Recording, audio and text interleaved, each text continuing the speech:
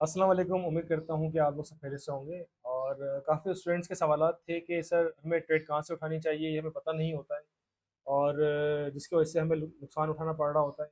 अक्सर हम जो है बाई साइड से उठा रहे होते हैं ट्रेड, तो वो सेल साइड चली जाती है। अगर सेल साइड से उठा रहे होते हैं वो बाई साइड चली जाती है, तो अक्सर और बेशतर अकाउंट जो वॉश हो रहे होते हैं या लॉस जो भी उठाना पड़ रहा होता है, वो इसी वजह से हो रहा होता है। तो इसका सलूशन बड़ा आसान है, जो कि मैं इस वीडियो में मैंने सोचा कि मुझे रिकॉर्ड करना चाहिए।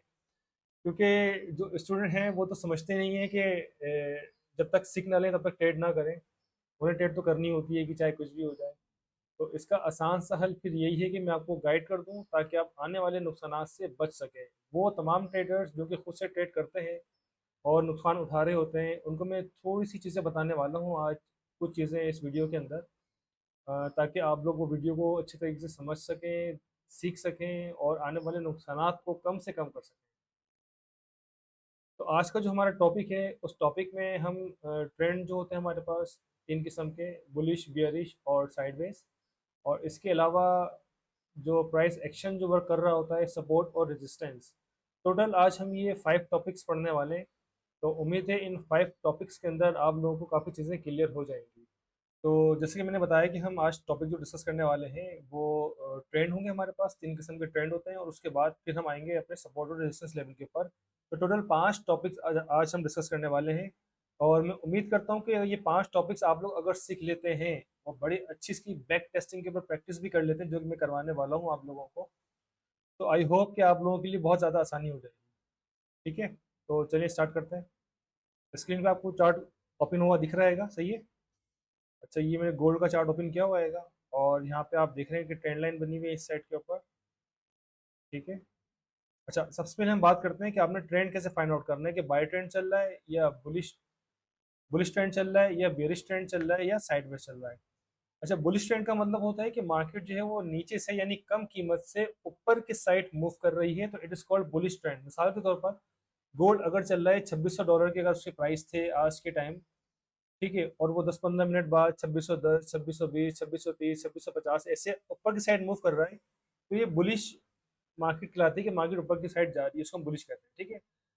और अगर मार्केट 2600 पे थी और वहां से वो नीचे की तरफ डाउन आना शुरू हो गई है, यानी कि 2590, 2580, 2570 डाउन गिर रही है हाई लेवल से, हाई फिगर ऑफ अमाउंट से, तो वो बेरिश कहला रहा होता है। ठीक है, उसको हम बेरिश कहते हैं। और साइडवेज ट्रेंड क्या होता है, नंबर थर्ड में आता है। साइडवेज मार्केट वो कहलाती है जो एक सर्टेन रेंज के अंदर ही मूव कर रही होती है। ठीक है, वो साइडवेज मार्केट कहलाती है। चार्ट ओपन हो गया हमारे पास। ठीक है, अब इसमें हम फाइंड आउट कर लेते हैं। आज चार्ट ने मुझे बहुत ज़्यादा परेशान किया है, और खैर आफ्टर ऑल सोल्यूशन की तरफ आ गए। अब देखें, ट्रेंड समझ लें, ट्रेंड क्या चल रहा है। ठीक है, फॉर एग्जांपल हम बात करते हैं, चार्ट जैसे ओपन करेंगे तो सबसे पहले आप 8 आवर्स ओपन कर लें। 8 आवर्स में अगर आप देखेंगे तो यहाँ पर, यहाँ से अगर बात करूँ तो ट्रेंड देखें इसका। यहाँ पर जो प्राइस थे वो थे 2657। ठीक है, 2657 से मार्केट डाउन साइड जा रही है। ठीक है, यानी कि लो साइड जा रही है, इसकी वैल्यू डाउन हो रही है, तो it is called bearish trend. सही है। और देखते हैं पीछे, 8 आवर्स का आ गया, तो ट्रेंड यहाँ पे चल रहा है बेरिश, इसके टॉप से लिया है। ठीक है। अब इसका हम टाइम फ्रेम चेंज करके देखते हैं 4 आवर्स में क्या आ रहा है। अगर आप इसको 4 आवर में चेक करते हैं तो 4 आवर भी देखिए आपको बेरिश ही बता रहा है कि मार्केट के प्राइस जो हाई से और हाई से लो की साइड ही मूव कर रही है। ठीक है, तो ये बेरिश ट्रेंड आ गया है। तो आई होप कि आपको ट्रेंड की समझ आ गई होगी कि बेरिश ट्रेंड क्या होता है। अब हम एक काम करते हैं, हम चलते हैं बैक साइड पे मज़ीद ट्रेंड चेक करते हैं, ताकि मैं आपको उसमें बुलिश भी समझा देता हूँ, बुलिश क्या होता है।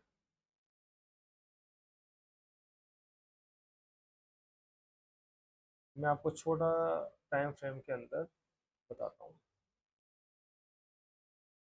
देखिए, यहाँ से मार्केट ऊपर की साइड मूव कर रही है। ठीक है, यानी कि प्राइसिंग की अगर हम बात करें तो प्राइसिंग यहाँ पर था 2105।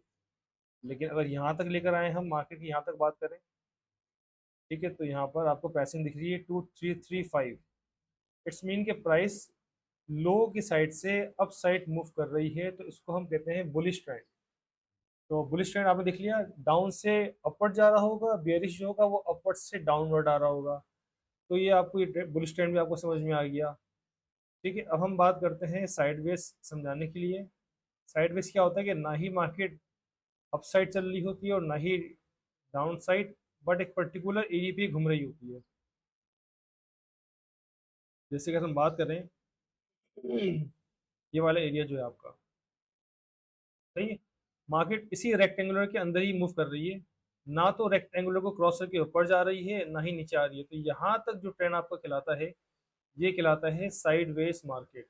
ठीक है, तो तीन किस्म के ट्रेंड होते हैं, बुलिश, बियरिश और साइडवेज। आई होप कि आप लोगों को ये चीज़ समझ में आ गई होगी। अब आप लोग ने क्या करना है कि प्रैक्टिस करने के लिए आप लोग ने बैक टेस्टिंग करनी है इसकी। और बैक टेस्टिंग करने के लिए आप क्या करेंगे कि आप चार्ट खोलेंगे अपना, करेंसी सेलेक्ट करेंगे कि आप गोल्ड का देखना चाह रहे हैं या बीटीसी का देखना चाह रहे हैं। अच्छा, मैंने ड्राइव वालों का ओपन किया हुआ है चार्ट फिलहाल, क्योंकि मेरे पास ट्रेडिंग व्यू इसमें लैपटॉप में ओपन नहीं हो रहेगा। तो यहाँ पर यही करेंसी का चार्ट दिख रहा था, अब इसको मैं गोल्ड कर दूंगा तो यहाँ पर दिखेगा नहीं, तो लिहाजा इसी करेंसी से आप समझ लें। ठीक है, अब आपने क्या करना है, आप चार्ट खोलें, टाइम फ्रेम 4 आवर से इसको 2 आवर्स कर लें, 1 आवर कर लें, मुख्तलिफ टाइम फ्रेम के अंदर आप जो है ट्रेंड को फाइंड आउट करें। ये बात याद रखिएगा, ट्रेड करने से पहले आपने ट्रेंड फाइंड आउट करना है कि ट्रेंड बाय का है, सेल का है या साइडवेज का है। साइडवेज में आपने ट्रेड नहीं उठानी है, क्योंकि स्कैल्पिंग जो करते हैं उनके लिए बड़ा अच्छा वो मौका होता है स्कैल्पिंग करने के लिए साइडवेज मार्केट। लेकिन आप या तो बुलिश ट्रेंड में रहेंगे या बेरिश ट्रेंड में रहेंगे। ठीक है, या तो बाय लेंगे या तो सिर्फ सेल लेंगे, और सिर्फ दो ट्रेंड को आपने देखना है, साइडवेज को आपने नहीं देखना है। ठीक है, तो ये आपको तीन ट्रेंड थे, मैंने आपको गाइड कर दिए। आपने क्या करना है, अब आपने टाइम फ्रेम चेंज कर करके करेंसीज को यहाँ पर चेंज कर करके आपने बुलिश बियरिश की खूब भरपूर किस्म से प्रैक्टिस करनी है, ताकि आपके सारे के सारे कॉन्सेप्ट क्लियर हो जाए।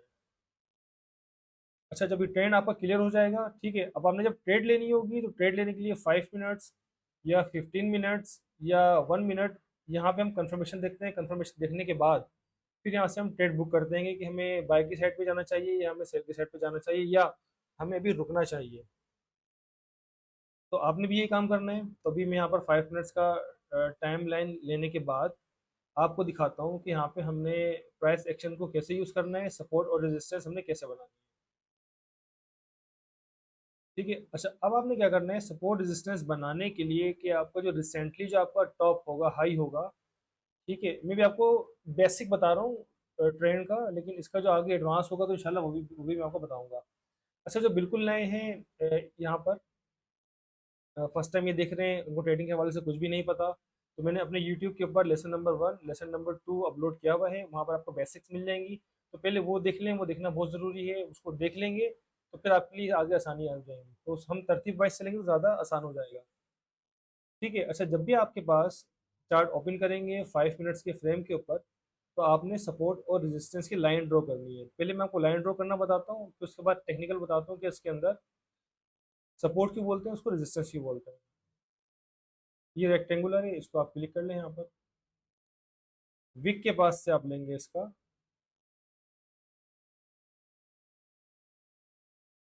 ठीक है, आपने विक लिया, जहाँ से आपने विक बनाई उस वक्त आपके आगे अमाउंट लिखा हुआ आ रहा है 2378। तो 2378 के अंदर आप इसको ले जाएं 4 तक, 2374। ठीक है, $4 का डिफरेंस हमने दे दिया। हमने कहा इसको कि भाई ये हमारी आ गई सपोर्ट लाइन। ठीक है, इसको हम कहते हैं सपोर्ट, या इसको हम कहते हैं डिमांड जोन। ठीक है, अच्छा, ये बना दी। इसी तरह हम ऊपर बनाएंगे इसका एक रेजिस्टेंस का एरिया, ये 2399, 4 प्लस कर दीजिएगा इसके ऊपर, तो 43 पे आ जाएगा। ठीक है, ये हमने बना दिया इसका रेजिस्टेंस या सप्लाई जोन। अब ये काम कैसे करता है, ठीक है, अब हमें ये समझने की जरूरत है कि सप्लाई और डिमांड जोन काम कैसे करता है। बहुत आसान है, इतना मुश्किल नहीं है। होता क्या है कि मार्केट के देखें, मार्केट नीचे की साइड मूव कर रही है, मूव करने के बाद यहाँ पे आती है। तो जाहिर बात है ऊपर मार्केट थी तो यहाँ पे इसके प्राइस थे 2399।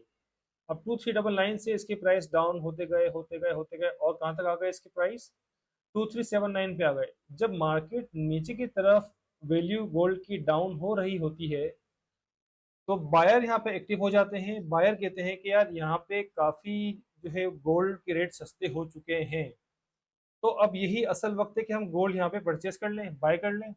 हम यहाँ से गोल्ड बाय करेंगे तो डेफिनेटली यहाँ से मार्केट में ऊपर जाना होगा। ठीक है, डिमांड डिमांड एंड सप्लाई का जो है वो कॉन्सेप्ट यही होता है कि आपने यहाँ से मार्केट बाय करना शुरू कर दी, लोगों ने जो ट्रेडर्स से सारे जब बाय करना शुरू करी इस सपोर्ट लेवल के ऊपर आने के बाद, तो यहाँ पे आप देख रहे हैं मार्केट ने ऊपर की तरफ जाना मूव कर दिया है, थोड़ा सा रिटेस्ट किया फिर ऊपर जा रही है। तो अब इसके प्राइस बढ़ना शुरू हो गए, बढ़ना शुरू हो गए। एक वक्त ऐसा आता है कि जब इसके प्राइस गोल्ड के वो 2400 यानी कहाँ पर स्टार्ट हुआ था, 2380 से लेकर 2400 तक, यानी कि 200 पिप्स इसने मार्केट ने ऊपर की साइड मूव किया।